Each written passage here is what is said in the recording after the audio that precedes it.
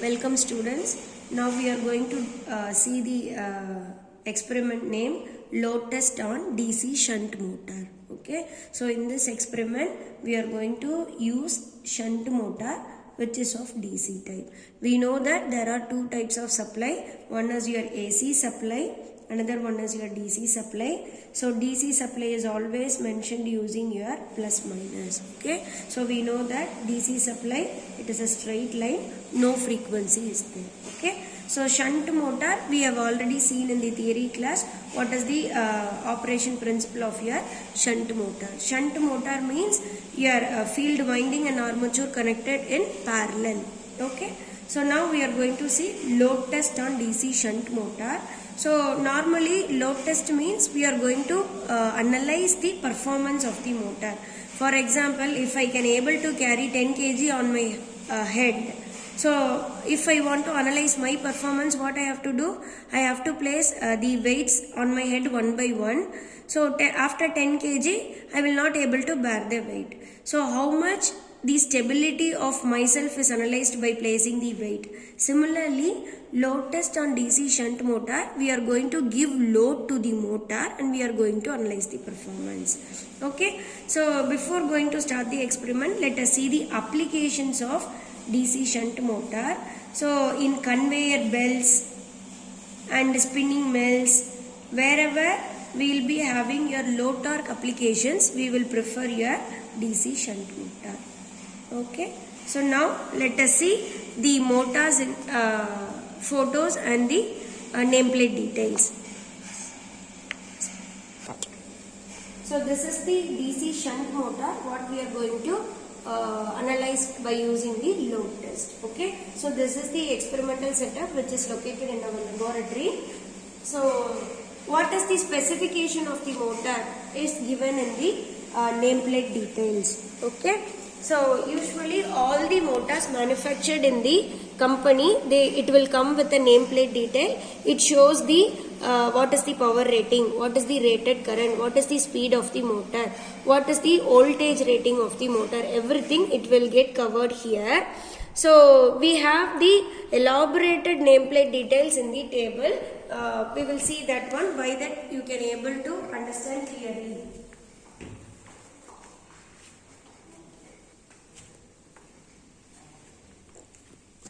So this is the nameplate details of the DC motor. See, it is 3.7 kilowatts, or in HP we can say it is a 5 HP motor.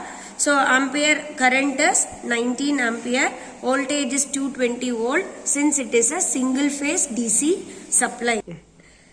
It is a DC supply of 220 volt and the speed of the motor is 1500 and the field voltage is again 220 volt and the field current is 0.6 ampere.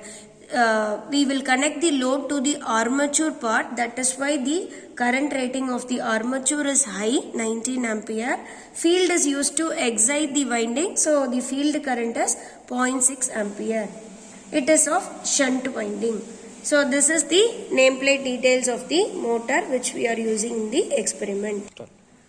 So the nameplate, this is the circuit diagram for conducting your load test. If you see, for each experiment you have to write the nameplate details below the circuit diagram first. So as for our experiment is concerned, this is the nameplate details which we have shown already. So the rated voltage is 220 volt DC. Rated current is 21 ampere, rated power is 3.5 kilowatts and the speed of the motor is 1500 rpm. So this is the circuit diagram.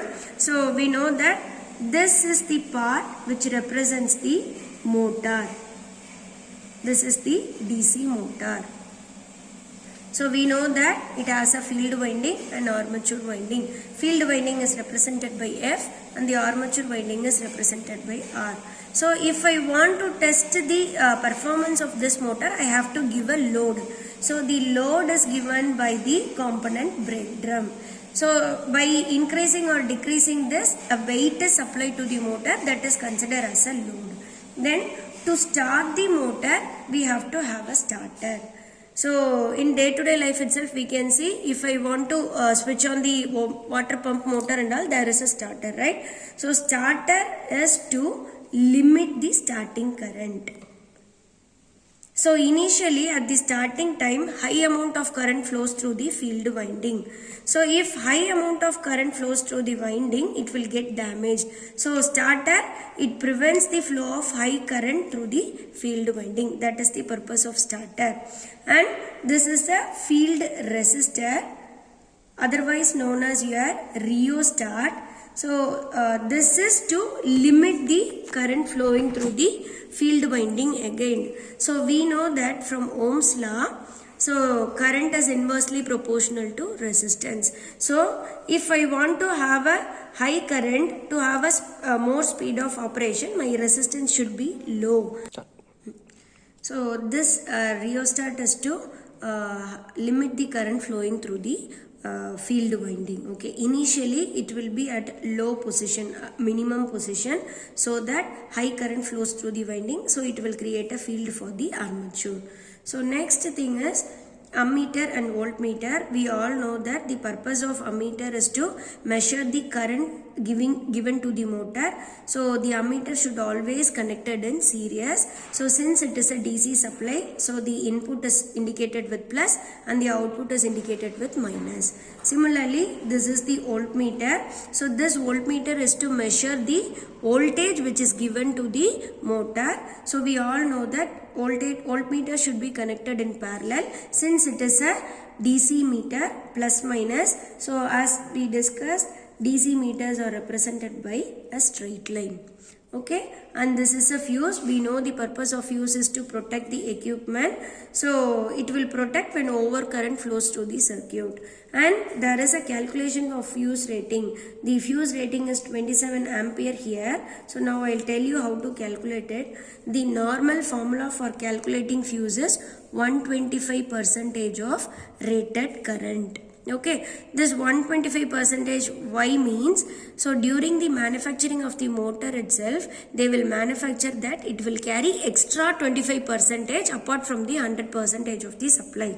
So that is why if the motor rated current is 10 ampere, it is manufactured such that it will carry 12.5 ampere. It is applicable for all the motor which is manufactured in the every lab. So the general rating is 125% of rated current. So this rated current, it will differ for each motor. For example, in our case, the rated current is 21 ampere. So if I use some other motor, this 21 ampere will change. So the formula is 125 into 21 divided by 100. So it is 26.25 ampere. So the fuse rating available in the market will not be in terms of fractions. So we have to select the nearby value. So the nearby value available in the market is 27, or we can able to take 30 ampere also. It is equal. It is also okay. So since 27 is available, we are taking the 27 ampere. And this is the DC supply which is indicated by plus minus, and this is the 220 volt DC supply. And this is the switch DPST, double pole single throw. So input side you will have your two poles. So if once it is closest, a single supply flows to the circuit. That is why it is double pole single throw switch. So next, coming to the components or the terminals of the 3-point starter, we will have three terminals, LFA. L is for line, input current we can say line, and F is for field, and A is for armature. So while giving connection, we have to connect it to the appropriate terminals. Okay. So now while giving the connection, you have to start from the left hand side of the circuit and we have to end in the right hand side of the circuit, and we have to see how many loops are there. So if you see, this is one closed loop. Consider this as loop number 1. So first I have to close this loop, and I have to give the connection as second loop, and I have to give the connection as third loop. So whenever you want to give the connections, you start from left and end it in right, and start giving in terms of loops. It will be easy for you to give connection. If you see the circuit diagram, the first thing is 220 volt DC supply. It starts from there. So this is the panel board which gives the 220 volt DC supply. Okay. So the name itself implies that this board is corresponding to DC shunt motor. So the supply is coming to the board from the panel, and DPST switch I told you, right? So this is the DPST switch. So this is double pole and single throw. Once I close the switch, the supply will given to the motor. So next, so after your switch, there is a fuse. So this is the fuse which is we have calculated as 27 ampere. So the first part supply, DPST switch and fuse are over. So the next part in our circuit is the voltmeter and ammeter. So this is the voltmeter which we are going to use in this experiment. We know that already we have used the voltmeters in the KVL KCL. Since it is a voltmeter, V is there and this straight line represents your DC. The supply which we are using in the motor is 220 volt. So that is why we are taking a range of 0 to 300 volt. So this voltmeter can measure from 0 volt to 300 volt. Since it is a DC motor, plus minus are the terminals.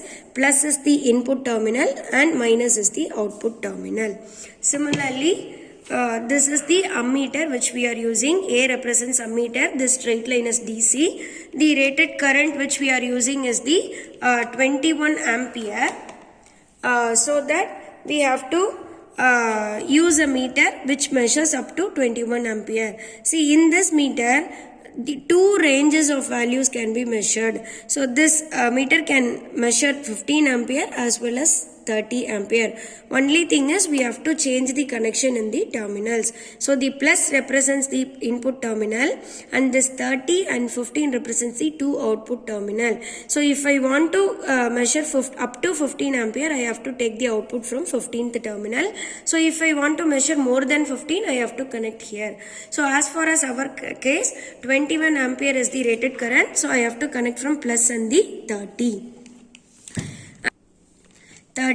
So I have to multiply whatever the reading I got in this meter with 2. So that I will have the range for 30. And this is the rheostat. So rheostat is nothing but the resistance which we have seen in the KVL KCL. So it is the high values. For example, 350 ohm, 1.1 ampere. Since our field current is 0.6, we are using 1.1 ampere rheostat. And if you see, there are two terminals. This is the input terminal which is taken from here. Starting point, the windings are wound here. It goes on increasing. So this is an adjustable resistor. So if I place this knob at the starting position, this shows the low resistance. If I keep on increasing, the resistance will increase, and this is the maximum position. The output terminal is this one, so I can take the output from here. So this is the input terminal and this is the output terminal. So next thing is we have to have a starter in our circuit diagram, is it not? This starter is represented here LAF, which I have explained with you, LFA. L is line, armature and field. Next thing, the motor field winding and armature winding connection is taken from the motor and it is given in the board. So this is the motor and they have taken the connections from the motor winding and they have given to the board.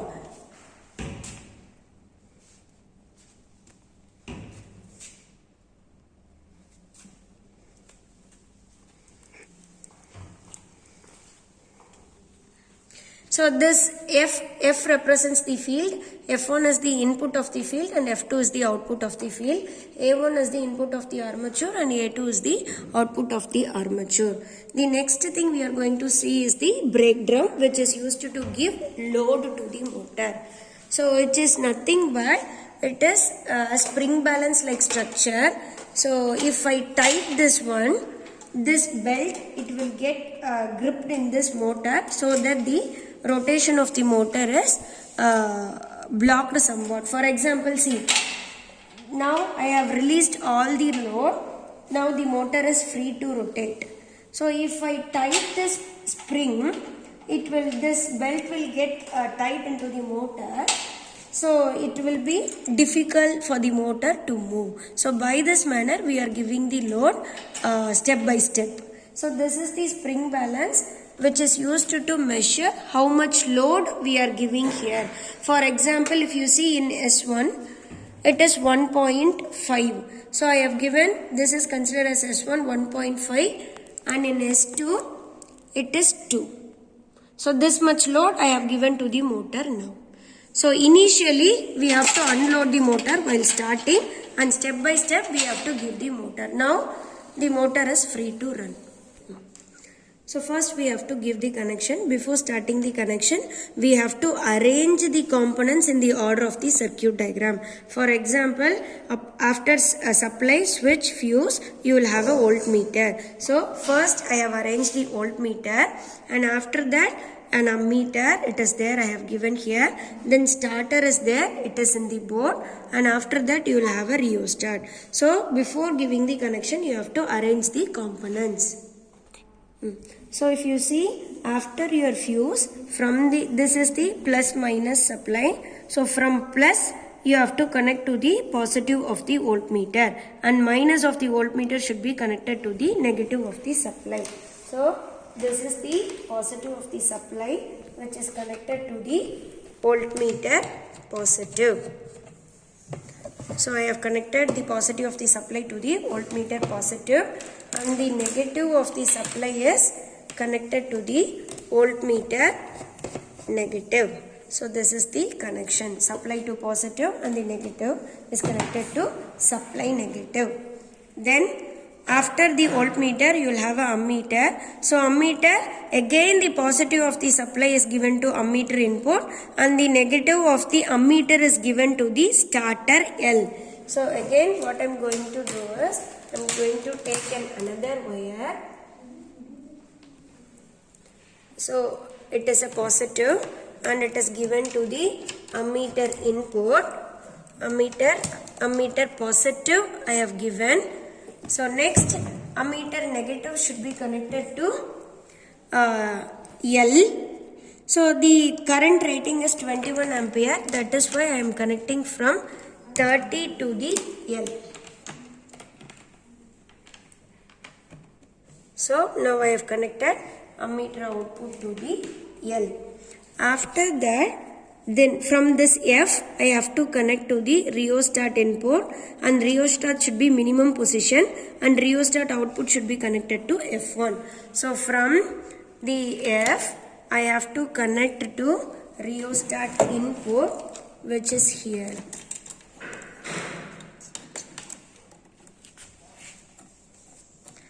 So I have given here. So I have placed the minimum resistance position. Then the output is given to the F1.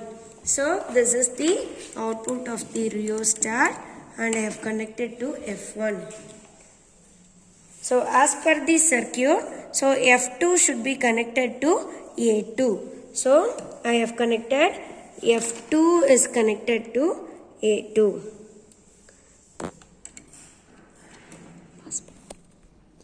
So F2 is connected to A2, and then if you see here, this A is connected to A1. So A of the starter is connected to armature A1, and the A2 is connected to F2, and you have to close to negative also. So if you see here, this A2 is connected to F2, which is we have already given, and from A2 we have to connect this to negative of the supply. So this is the negative of the supply. So we have finished the circuit diagram. So voltmeter, one cycle closed, and ammeter to starter to field, another cycle, and the armature A1 to A1 given here. So this breakdown is internally connected to the motor already. No need for connection for this one. It is mechanically coupled as I show you in the previous video itself. It is shaft is directly connected with the spring balance. So now the next thing we are going to do is, we have to start the motor. We have to give the supply So the given voltage and current is measured using this voltmeter and ammeter, and we have to measure the speed of the motor. The speed of the motor is measured using the digital tachometer, which is placed on the top of the motor. So it is a digital meter which shows the motor speed in RPM. So these are all the parameters you have to measure while doing the experiment. So this is voltage, which is measured from the input voltmeter, and next one is current, which is measured using this ammeter, and this S1 S2 are the spring balance weight, which is measured from the spring balance S1 S2, and the speed of the machine is measured using the digital tachometer. With all this, you have to calculate your torque, power and efficiency using the formulas. So torque is S1 minus S2 into R into 9.81. S1, S2 are the spring balance reading, and R is the radius of the breakdown, which I will show you, and 9.81 is for the gravity. So with this, we have calculated your torque. Input power is voltage into current. We have measured your voltage and current in the meters. Multiplying this thing, we will have this one. And output power is 2 pi nt by 60. N is the speed which is measured during the digital tachometer, and T is the torque. So using this formula, you can calculate torque, output power, input power. And we know that efficiency is output power divided by input power. First, we have to give supply to the board, which is given by this MCB. So once this MCB is on, the power will come to the board. Okay, so now we have to close the switch, DPST switch. Once I close the switch, the supply will go to the circuit, which is indicated by this voltmeter. So as we discussed, the input voltage is 220 volt. This meter also showing the voltage near 220. There is a plus or minus deviations. That is not a problem due to internal fluctuations. So this is the digital tachometer, which shows the speed of the motor. Once we start on the motor, if it start running, it will shows the RPM in the digital tachometer. So first we have to on the starter slowly, step by step. This is the 3-point starter, which is used to start the motor. So now the motor starts to run. You can see visually the motor starts rotate, and the speed of the motor is given by the digital tachometer. So now the speed is 1425. So we know that the rated speed of the motor is 1500 RPM. So we have to make the motor to run at 1500 RPM, which is done by adjusting the rheostat. So once I adjust this rheostat, the speed of the motor will increase. So step by step we have to increase the rheostat. So you can visually see the increase in the RPM of the motor. Now the RPM of the motor is nearer to rated speed 1500 speed. So this is the initial position of the motor. If you see, now the motor is on no load condition. So your S1 is 0 and S2 is 0. There is no load on the motor. So initial reading we have to note down with this voltmeter and ammeter. So voltmeter value is showing as 200 volt. So I am writing here 190. So if you see here, it is nearer to 200. You can see with this pen marking. So 190, this is 180, 190. So I can take 198 as the reading. So input voltage is 198. Current is initial current. So if you see, it is showing 0.5. So since we have, it is showing 0.5, since the output is taken from 30 ampere, so I have to multiply the value with 2. So 0.5 into 2, the ampere is 1 ampere. So I have to write here. So initial loading is 0. So no S1 minus S2. And the speed of the motor is 1511. So I am writing here as 1511. So now we have to give load to the motor. So by this we have to give the load to the motor. So once if I keep on tightening the spring balance, the load will get applied to the motor and the speed of the motor will get reduced. You can see the speed of the motor from 1500, now it is reduced to 1460 around. So if we keep on increasing the tightening the spring balance, this belt will have a grip on the rotating drum. So in order to reduce the heat generated here, we have to pour water, which is you have seen visually. So you have to pour the water inside the rotating drum to reduce the heat generated during the load giving. So while pouring water, you have to very careful. The water should be poured inside those openings, inside the drum alone. You should not pour water outside because you will have electrical current over the entire motor. So if I have given the load, so the current will get increased now. So initially it was in 0.5, that is 1. Now it is in 2 ampere. So 2 ampere multiplied by 2, it is a 4 ampere. So the current is 4 ampere and the voltage is little bit reduced, 196. It is there. Initially it is 198. Now it is 196. So voltage is 196. Current is 4 ampere. And we have to note the speed, 1466 is speed, and S1, S2 we have to note. 4.5. So if you see, S1 is 4.5 and S2 is 2.7. 4.5 and 2.7.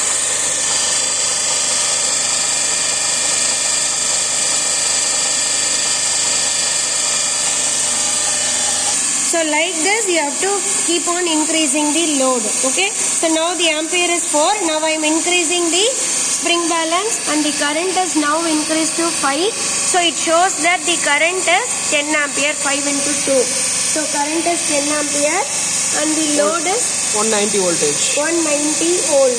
So the speed of the motor is reduced. If you see, the speed is 1415. 1415. And my S1 is 9.8 is my S1, 3 is my S2. Again I am increasing the load to 12 ampere or 14 ampere. So 14 ampere means the current should reach us the 7. So now the current is 7 into 2, 14. So 14 ampere. 188 is the voltage. And the speed S1 is 13.6, 4.2, S2 is 4.2 and the speed is 1396. So 1396. So like this we can increase the current up to the maximum rated current. In our case 21 is the